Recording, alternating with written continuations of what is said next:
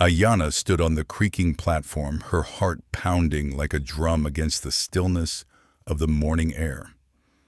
The sun rose high, casting long shadows from the hastily built gallows, splintered wood reflecting the harsh reality of a town ripe with vengeance. Dust swirled around her feet, mingling with the hate that hung thick as the scent of sweat and fear. "String her up already!" The shout cut through the tense silence, igniting the crowd into a frenzied chant. Their faces, twisted with anger and ignorance, seemed to merge into one grotesque mass, demanding blood without care for justice. She locked eyes with Sheriff Brennan, whose gaze flickered nervously between her and the mob. His hand trembled by his gun belt, glistening beads of sweat rolling down his forehead despite the cool morning breeze. "Sheriff," Ayanna called, her voice steady, "you know this isn't right." Brennan's silence spoke louder than the mob's cries.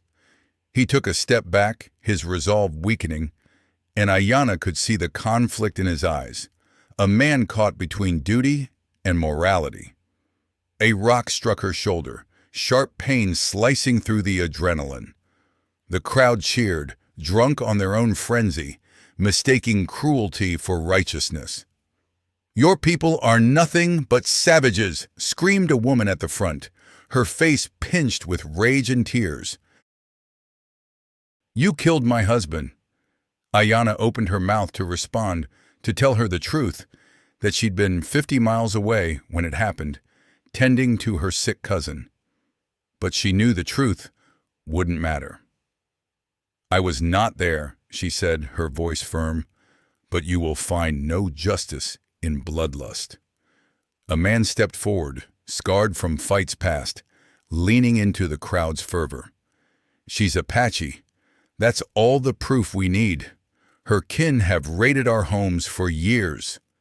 The hatred surged, the crowd a living entity, pushing forward, pressing against her like a beast hungry for slaughter.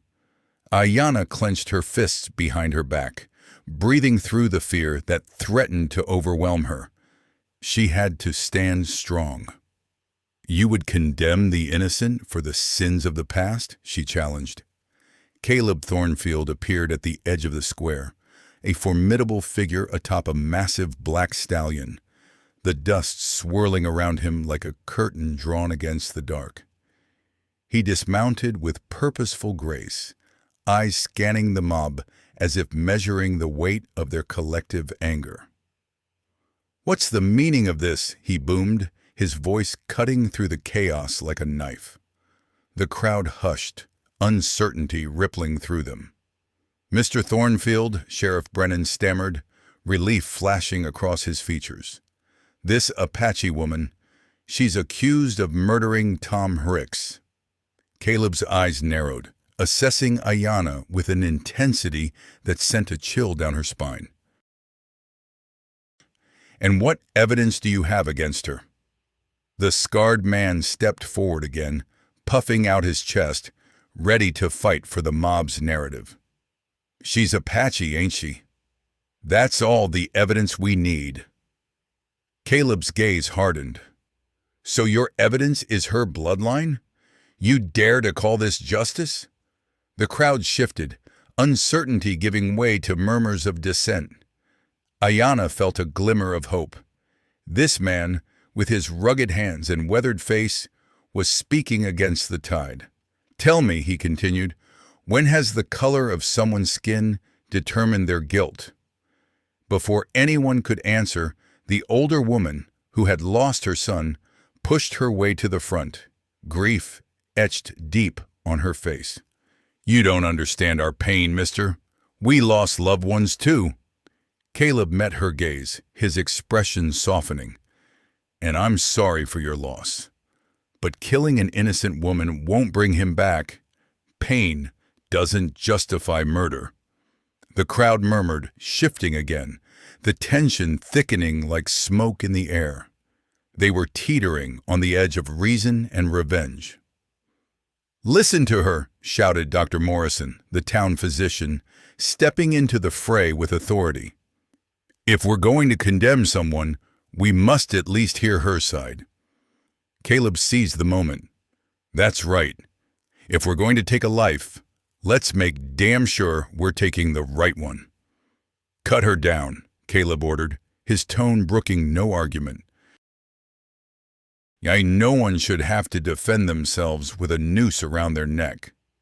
Sheriff Brennan hesitated, glancing at the crowd as if weighing the outcome of his next move. Ayana's heart raced. She could feel the tide turning, but it wasn't enough. "She's Apache," shouted the scarred man, trying to rally support. "You can't trust her." But Caleb stepped beside her, a protective wall of defiance. Just because she carries the weight of her heritage doesn't mean she's guilty of anything. Are we to blame children for the sins of their fathers? The crowd shifted, some nodding in agreement while others hardened their resolve, fueled by deep-seated prejudices. The tension in the square hung heavy, and Ayana could feel the cold fingers of despair creeping in again. "I was caring for my cousin when Tom was killed," she stated, forcing her voice above the noise. "I have no connection to his death." The atmosphere thickened, hot breaths mixing with dust and fear. "And who can confirm that?" the scarred man spat, trying to regain control of the narrative. "I can," a grizzled prospector emerged from the back, stepping forward, eyes locked on Ayana with a fierce determination. "I saw her with him just the day before, mending his leg after he fell off his horse," he proclaimed, his voice rough like gravel, yet steady. "She's no killer." The crowd stilled, the weight of his words hanging in the air like the last echoes of a gunshot. Caleb's stance shifted slightly, a flicker of hope sparking anew. "There you have it," he pressed, his gaze sweeping over the townsfolk. "One witness, one truth amidst the chaos. Are we to ignore what's been laid bare before us?" The scarred man clenched his jaw, frustration simmering beneath the surface. "You think one old coot is enough to clear her name? There's more at stake here." Caleb's eyes darkened as he leaned forward, his voice low but powerful. "What's at stake is your humanity, your right to call yourselves a community. Do we want justice or a lynching?" Behind him the sun dipped lower, casting elongated shadows that danced like phantoms around the square. A single rustling breeze carried the scent of dust and dried sage, a reminder of the land's spirit, a spirit that had seen too much bloodshed for the sake of ignorance. "Silence won't bring Tom back," the grieving mother cried, her voice cracking under the weight of her sorrow. "But neither will killing an innocent." Ayana felt the swell of shared grief ripple through the crowd, a thread weaving them together, even if frayed at the edges. She grasped at it, willing it to bind their hearts instead of tearing them apart. "I carry my ancestors' stories in my blood," she said, raising her voice above the murmur of dissent. "But I am not them.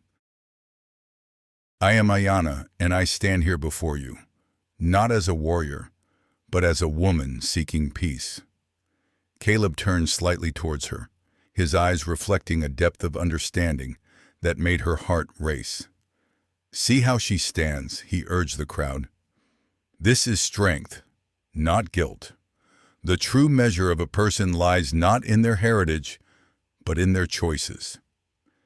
The night crept closer, the sun now a mere ember on the horizon, casting long shadows that swallowed the square in their embrace. Somewhere nearby, a child's laughter broke the tension, innocent and untouched by the adult world's darkness. It was a sound that reminded Ayana of her younger brother, lost years ago in the crossfire of conflict. Dr. Morrison stepped forward, the weight of his profession heavy on his brow. "Perhaps we should take a moment to gather our thoughts," he suggested, eyes darting between Caleb, the grieving mother, and the uncertain crowd. Let's not act out of anger. Let's allow reason a chance to breathe. The scarred man sneered, but the murmurs began again, hesitant whispers of doubt and reconsideration. Ayanna could feel the tide shifting ever so slightly, the mob's fervor tempered by the vulnerability of a shared heartache.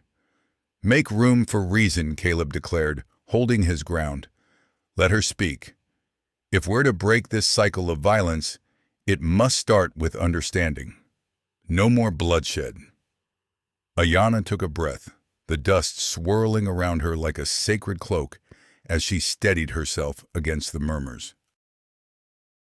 The glint of the first evening stars began to pierce the twilight, a promise of hope amidst despair. And in that moment, standing at the crossroads of fear and courage, she felt the weight of every story threaded within her, a tapestry of voices that would not be silenced. The air thickened, weighed down by unspoken fears and unquenched anger. Ayanna glanced around, searching for familiar faces amid the crowd, hoping to find allies in this storm. The flickering lanterns that lined the square cast a soft glow, illuminating the worn features of the townsfolk, each etched with the hard lines of their own struggles, their own losses. A wind rustled through the nearby trees, the leaves whispering secrets of a land that had endured centuries of heartache. It brought a shiver, but also a fresh resolve. "You know," she began, her voice steady now, as she drew upon the stories of her ancestors, "our lives are woven together like the threads of a quilt. Each stitch represents a struggle, a joy, a memory shared. The pain of one is felt by all, and so must be the healing." Caleb nodded, his eyes never leaving hers, as if anchoring her in this turbulent moment. "Let her finish," he called out, his tone firm yet inviting, like a hand extended in trust. The scarred man's frustration boiled over, but he remained silent, his fists clenched at his sides as he wrestled with the growing uncertainty in his heart. It was a shift Ayanna could sense, a small crack in the armor of rage that had shielded him till now. She pressed on, feeling the pulse of the crowd quicken beneath her words. "I'm no stranger to loss. I've seen what hatred breeds, only more hatred. But I have also seen what kindness can do. It builds bridges where there were once walls. If we allow our sorrow to guide us into vengeance, we will only sow more suffering." A murmur rippled through the crowd, a mixture of agreement and disbelief. But it was a seed of possibility. Behind her, the shadows lengthened, and the sounds of the night began to stir. A cricket's chirp, the distant howl of a coyote, the soft rustle of the wind, as if nature itself leaned in to listen. Dr. Morrison took a step closer, the tension in his shoulders easing. "We've all suffered," he said, voice trembling with emotion.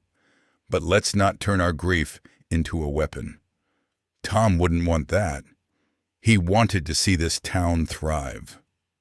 The grieving mother wiped tears from her eyes, the fire of anguish replaced with flickers of hope.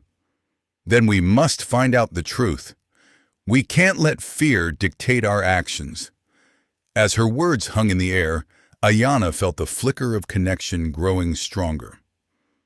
"Justice must be a lantern, not a torch," she added, glancing at the wooden posts that held the lights aloft, illuminating the faces around her.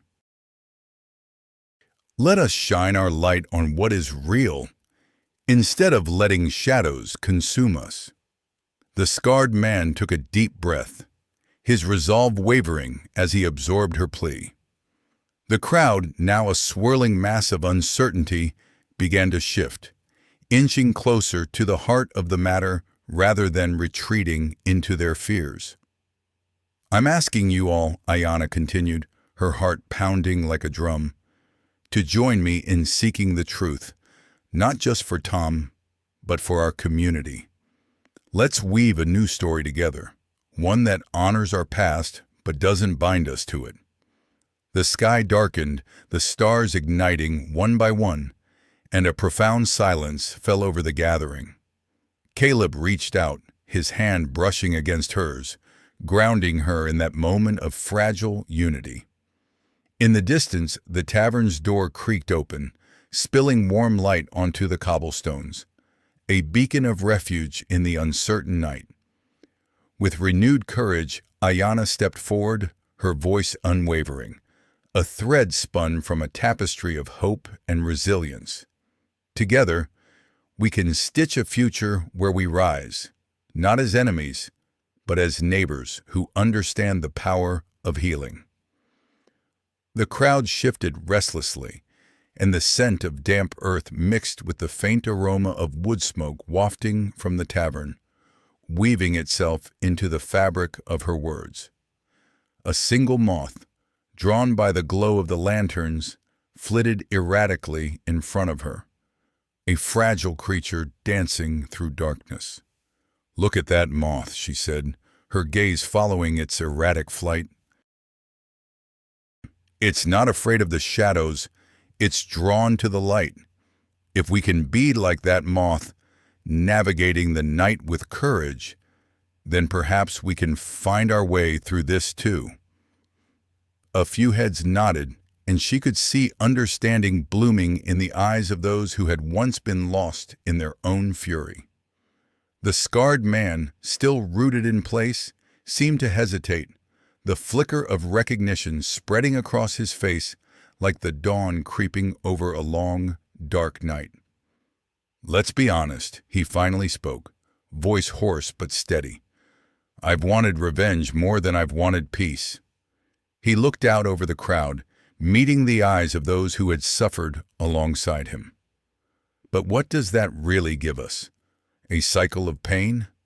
More graves to mourn? A ripple of murmurs swept through the gathering, and Ayanna felt the air grow thick with possibility. "Exactly," she said, seizing the moment. "Each of us has a choice, to carry our hurt like a boulder, or to release it and carve a new path forward." The wind picked up, rustling the banners that hung from the tavern's eaves, a reminder of the festivities that had once filled their lives with laughter. Tonight, the air felt charged, alive with the tension of hearts opening and the walls of division beginning to crumble.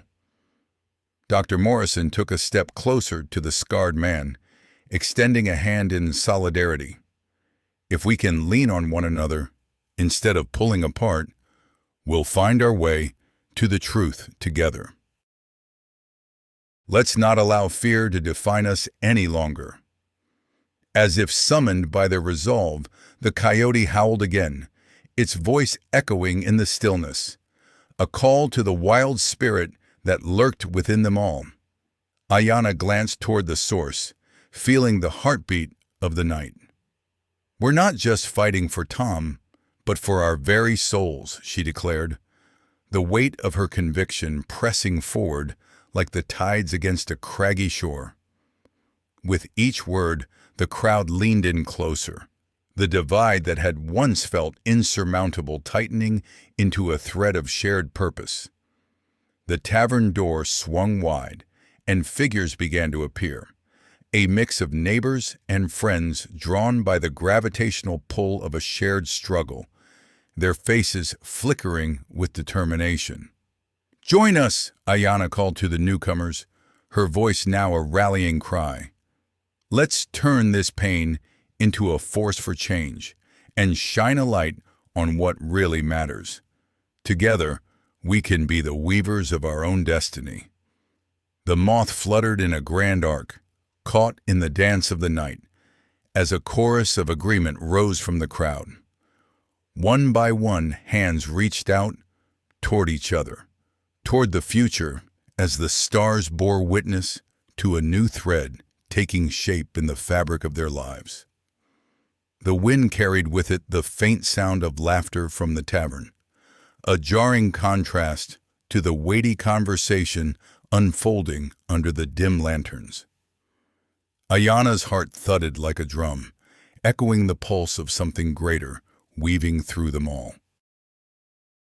Each nod, each gesture, was a stitch pulling tighter, binding old wounds with threads of newfound trust. "Let's not forget, though," the scarred man said, his voice rising above the simmering excitement, "that the path ahead won't be easy. It'll take work, and there'll be days when we stumble." He wiped his brow, where beads of sweat mingled with the earthy grit of his life, a testimony of struggle against the elements. "True," Dr. Morrison replied, his brow furrowed in thought. "But every step taken together is a step away from isolation. We've been weathered by storms, yes, but storms also bring rain to nourish the ground for new growth." He gestured towards the nearby orchard, its gnarled branches heavy with the promise of fruit, still unpicked and waiting. A tremor of agreement hummed through the crowd, eyes glinting with the warmth of rekindled hope. Ayana seized the moment, her heart swelling as she observed the familiar faces around her. Those who had once whispered behind closed doors, now standing shoulder to shoulder, united under the canopy of the night sky. "And like that orchard," she continued, her hands emphasizing the intertwining narratives, "it's our choice to cultivate what we wish to see blossom. We can tend to our roots, nurture each other, and watch as we bear the fruits of our labor, together." The moth resumed its wild dance, fluttering dangerously close to the lantern's flame, a visceral reminder of the fragility of their resolve. The crowd gasped, collectively holding their breath as if fearing for the delicate creature's fate. "Even that little one knows," Ayana mused, a soft smile breaking the tension, "that in seeking the light, there are risks." The moth, in a sudden twist of fate, veered away, alive and resilient. "A testament to our spirit," the scarred man shouted, laughter breaking free from the depths of his chest, surprising even himself. "We may stray, but we have the will to return." The laughter spread like wildfire, igniting warmth in the hearts that had been so long shrouded in bitterness. Ayana felt the energy shift, a palpable connection forming among them, like a tapestry woven from the threads of their shared stories. From the tavern, an elder stepped forward, eyes gleaming with the wisdom of years past. "You're right, son. We've lost much, but we've still got life in us." He looked out at the faces around him, lighting a fire within. "It's time we start living for those who've fallen, not with vengeance, but with honor. Let's build this together." As the stars twinkled overhead, each heartbeat resonated in the night air, a symphony of voices rising in unison. "Together!" they chanted, the word growing stronger, echoing against the stone walls of the tavern, reverberating into the night. A promise, a thread drawing them ever closer. The lanterns flickered, casting shadows that danced like memories across the cobblestone ground, as the chorus of voices melded into a singular resolve. The scarred man stepped forward, driven by an urgency that pulsed through the night. "And we'll need a plan," he declared, the fire of determination igniting in his chest. "Something to guide us when the night feels too long and our hands grow weary." Dr. Morrison nodded, a glimmer of strategizing lighting his eyes. "A council, perhaps? A gathering of minds where each voice can speak and contribute." He pointed toward the old oak tree at the edge of the orchard, its massive trunk gnarled and wise, roots sprawling like fingers grasping the earth. "Let's make that our meeting place, our anchor in the storm." Ayana followed his gaze, sensing the tree's history intertwining with their own, its branches cradling whispers of resilience and growth. "An excellent choice," she said, her heart racing at the thought of forging a new legacy. "We can meet there each week, share our progress, our struggles, and keep our vision alive." The moth darted past again, its wings a blur of defiance, circling the group as if drawn to their fervor. "Just like that little fighter," Ayanna smiled, "we'll learn to navigate the currents, rise above our fears, and find the light, even when it seems distant." In the background, the tavern door creaked open wider, spilling golden light and music into the cool night air. A group of younger folk emerged, their faces flushed with mirth and courage, emboldened by the spirit of the gathering. They carried instruments, an old guitar, a battered fiddle, and a harmonica, each a piece of the town's soul, alive with stories of laughter and loss. "Let's celebrate this moment," one of them shouted, strumming a lively chord that intertwined with the heartbeat of their resolve. The crowd shifted, the gravity of their newfound purpose giving way to joy, feet tapping and bodies swaying to the rhythm that sprung forth from the depths of shared experience. "Life is not only about the struggle," the elder interjected, a twinkle in his eye. "It's also about the joy found along the way." He raised his arms as if to embrace the stars, laughter spilling from his lips, infectious and freeing. As the music crescendoed, the night blossomed with energy, a colorful tapestry woven from laughter, hope, and old wounds beginning to heal. Ayanna found herself joining in, the warmth of the crowd enveloping her like a well-worn blanket, each note a stitch binding them closer together. Underneath the ancient oak, the assembly swirled with movement, each twirl and clap echoing their unity, a testament to their resolve to dance through the darkness and into the dawn. With each beat of the song, the moth found its way back, flitting through the flickering light, not just a creature of fate, but a symbol of their burgeoning resilience, embodying the very spirit they sought to nurture. This was more than a moment. It was a turning point, and as Ayanna looked around, she knew they were indeed the weavers of their own destiny, the threads of their lives intertwining, vibrant and alive, under the watchful gaze of the stars.